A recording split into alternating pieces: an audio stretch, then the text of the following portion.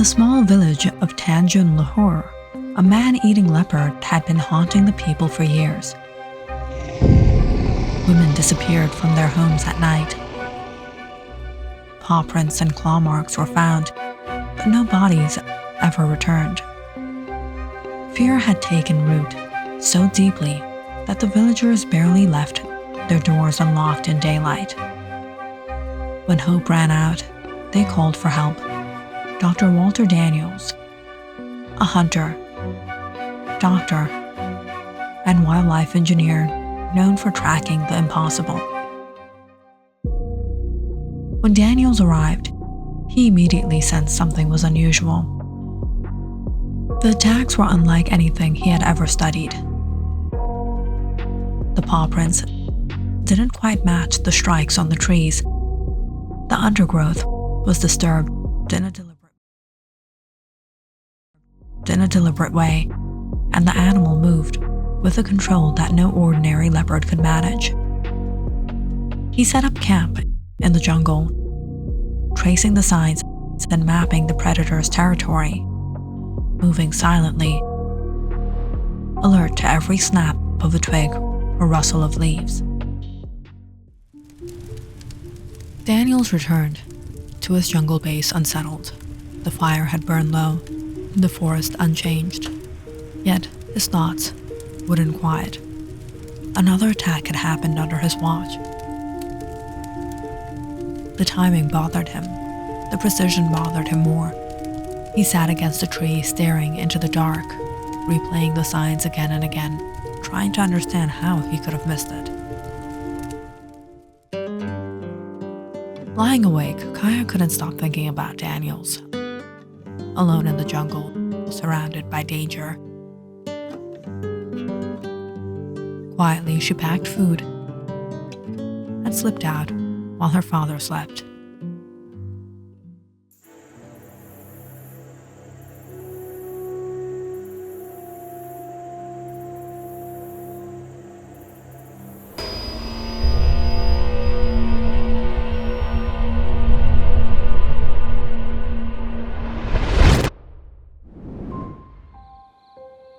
Daniel sat in his tent, reviewing the marks he had found that day, when suddenly leaves rustled.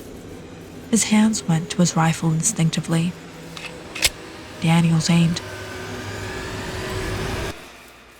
But then a young woman stepped out of the shadows. "You shouldn't be here. I thought you would need food. This jungle will kill you. So will fear." She ignored him entirely. Kaya moved inside the tent, arranging his bed, fluffing his pillow, and laying out a small container of wild ants. "It's made of ants. We crush them with peppers and spices, and it's just the best. This has lots of protein, and a man needs lots of protein. We don't go to the gym out here, but we tend the cattle, carry water from the well, and walk miles with that weight. You know how much strength that takes?" Daniels laughed. She was sweet, open, and unafraid. As she worked, she asked casually, "Have you ever thought of settling down somewhere, getting married, having kids?" I am married. I have 3 kids." "What? I thought you were unmarried." Kaya was silent for a second, almost upset, but then she cheered up. "In our village, some men marry multiple wives. I used to think it was absurd, but if there aren't many good men and you find one, you should go for him, shouldn't you? Even if he has other wives. I'm not saying cheating is all right, but 2 or 3 wives? Okay. You young women are very open-minded these days. My wife would go nuts. Maybe I can talk to her. And I'd say the chances of me dying at home would increase 200% compared to out here in this jungle. You must miss her. It's been 2 weeks since you've been here." "Yes, but a man's gotta do what a man's gotta do." Kaya prepared dinner for Daniels, and he finally ate a full belly after days. Later that night, Daniels escorted Kaya back toward her home. "Let me go a bit ahead. I snuck out. Can't have my father finding out. Your secret is safe with me, but don't do it again." Kaya smiled and slipped quietly into the night. The next morning, Kaya quietly went to the guide's hut. She convinced the guide she needed to deliver something for Daniels, and he hadn't questioned her.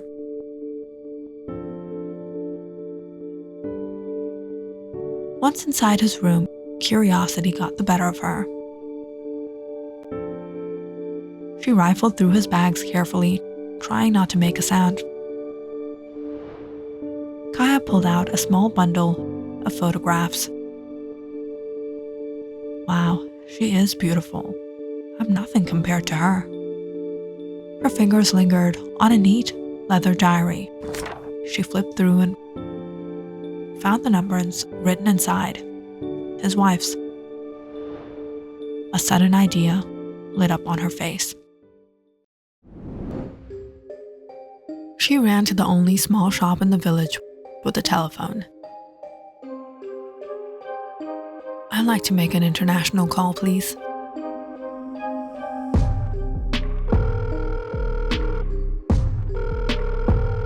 Soon, a voice answered. "Hello? Hi, I'm calling about Dr. Walter Daniels. He's decided to get married again and his new wife doesn't mind him having 2 wives, so you should accept it too." "What? Who is this? You sound like a teenage girl." "I'm a fine young woman, 17 in fact. I know how to cook, clean 10 cattle. I might not go to the gym, wear makeup, shop, or get cosmetic surgery like city folks, but I'm beautiful the way I am. I can raise children, not just 1 or 2, I can do 7. And I can keep a man happy." I don't even know what to say. "Exactly. Now you understand." She hung up and placed the diary carefully back in the bag.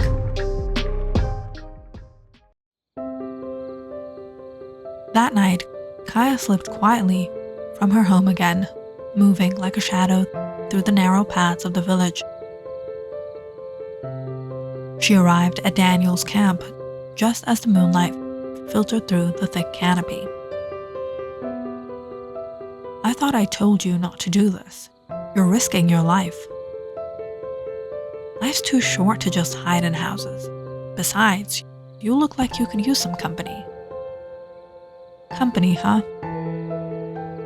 "Yes, someone to talk to while you stare at paw prints and claw marks all day. Don't tell me you enjoy staring at trees all alone." Daniel shook his head, but he couldn't hide a small smile. And so, Kaya kept coming. Night after night, she would sneak out to visit Daniel in the jungles,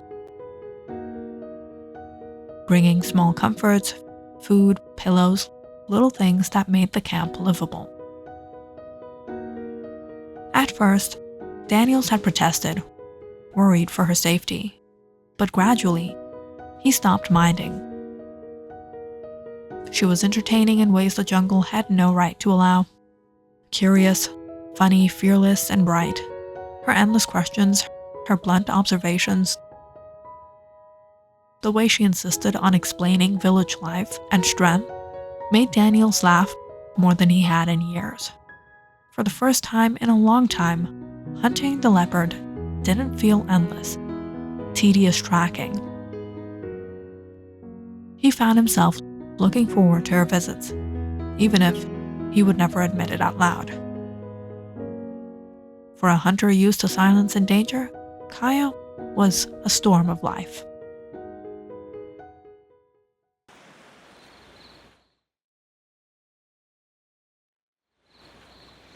Late that night, Daniels had been in his jungle base when a strange sound woke him through the trees, a high-pitched, almost whistling shriek that made his skin prickle. He froze, listening. The sound came again, closer, rustling the leaves like it was moving around him. He followed it cautiously, rifle at the ready, stepping over roots and brushing past thick ferns.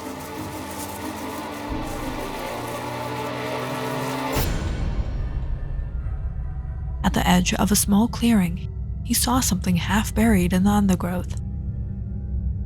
A small wooden flute-like charm, carved with intricate patterns he didn't recognize. It trembled slightly, as if alive.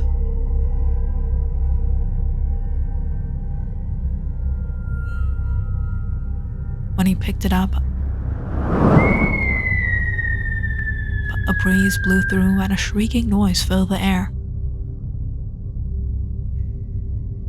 Carefully, he wrapped the charm in cloth and headed back to the village the next morning. When he presented it to Mr. Ardan and the elders,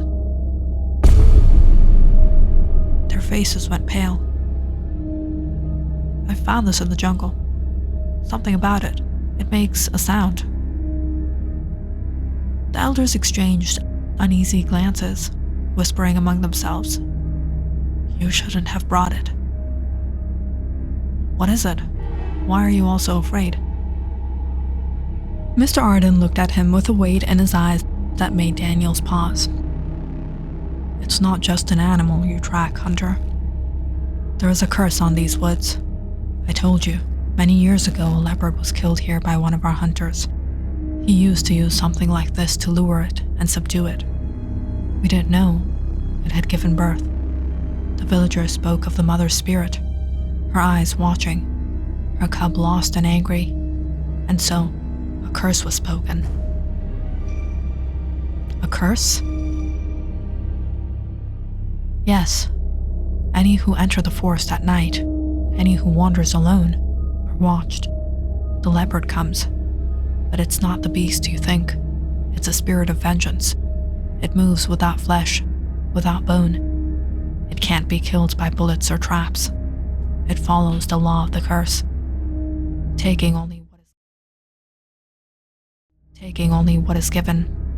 Some say it cannot be touched because it's no longer of this world, and that is why no bodies are ever found. So, all this time, the attacks, it might never have been a physical animal. The hunters who tried before you, they failed, because they hunted the body, not the spirit. But we thought maybe it would be different with you." Daniels felt a tight knot in his stomach, but he shook it off. He didn't believe in spirits. Curses are old village legends. He dealt in signs, tracks, and evidence. Whatever was happening in these woods, he was determined to get to the bottom of it. No myth, no superstition would stop him from finding the truth.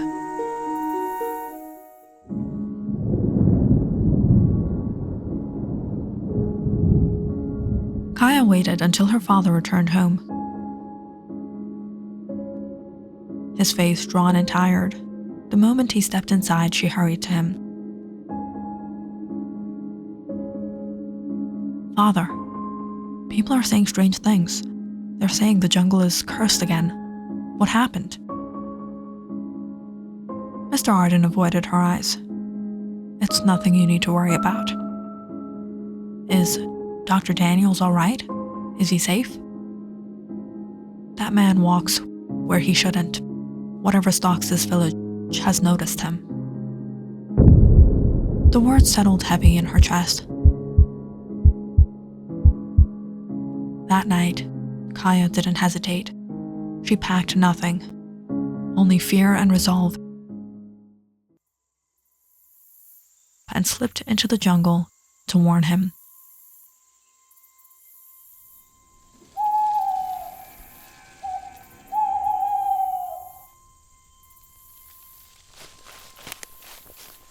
The forest felt wrong. Too quiet. The air was thick and watching. Leaves shifted behind her. Footsteps that weren't hers followed.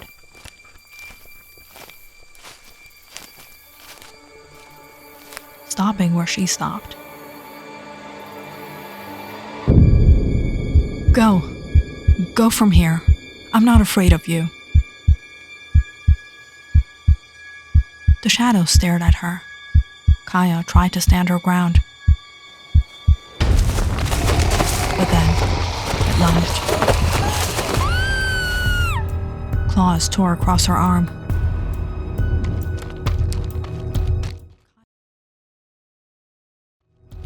Kaya screamed, stumbling forward, pain burning hot as she ran, branches whipping her face.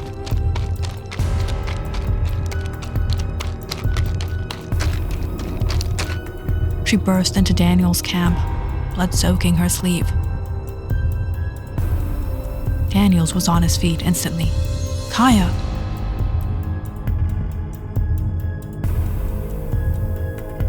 She collapsed into the tent. You have to leave. It's not safe. It's after me. A shape burst from the trees. Daniels raised the rifle and fired. The shot rang through the jungle. Kaya stared at the fallen creature, her breath shaking. You could have killed it, she cried. Daniels kept his rifle trained on the body. I would have, if it was one. They moved closer, step by step, carefully.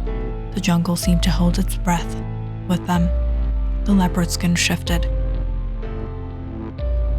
Not fur, stitched. It was a stitched hide, wrapped and tied. The snarling mask slipped back, revealing a man beneath it, his face smeared with mud and sweat, eyes burning with pain and rage. Blood soaked through the costume where the bullet had torn his leg. That's not a leopard, it's a man. The man tried to crawl, dragging himself away, teeth bared like an animal. A human being hiding behind a monster's skin. It was true that there had once been a leopard that attacked the village. It hunted livestock, entered homes, and spread fear through the mountains. And it was true that the villagers eventually hunted it down and killed it. That should have been the end of the story. What came after was beyond the knowledge of the village.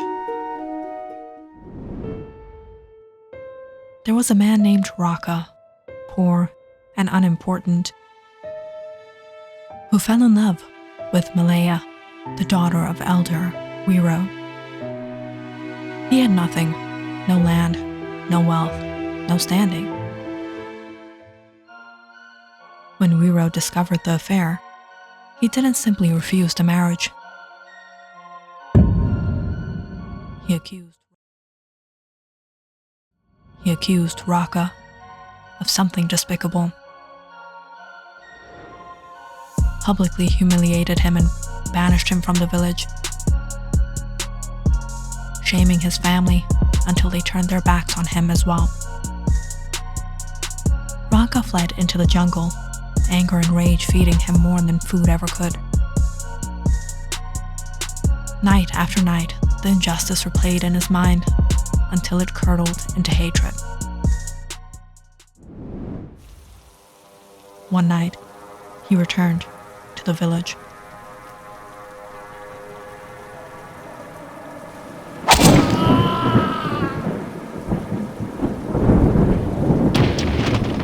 And killed the elder.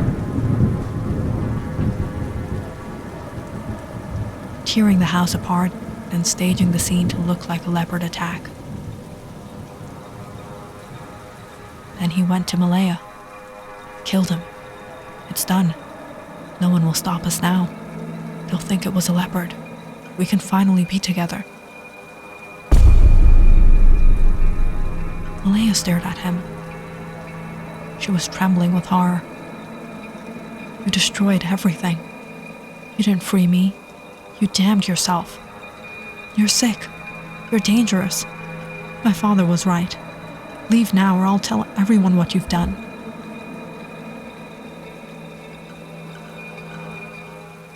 I did this for you. You don't get to turn away now. That was when Raka snapped. Fear and obsession took over. He silenced her forever.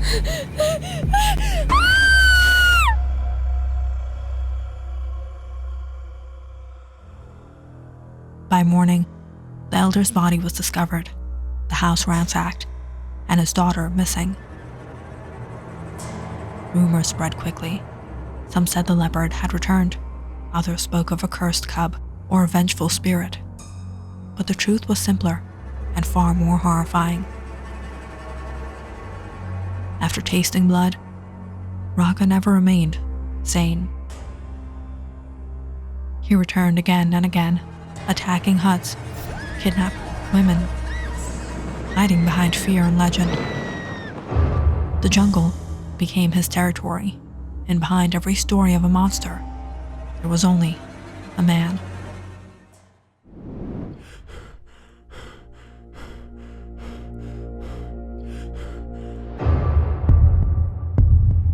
Raka's eyes flicked past Daniel's. Then he lunged. Before Daniels could fire again,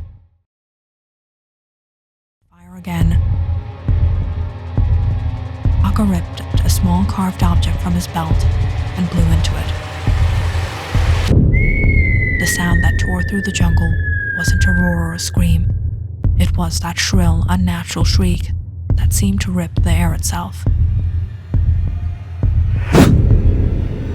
In the same instant, something dark shot forward and struck Daniels in the side of his neck. He staggered, fingers flying to the wound. It's a tranquilizer. Daniel's legs weakened. The rifle slipped from his grasp. Kaya, run. Go home now. Kaya hesitated, tears streaking her face. She was frozen in fear. Run!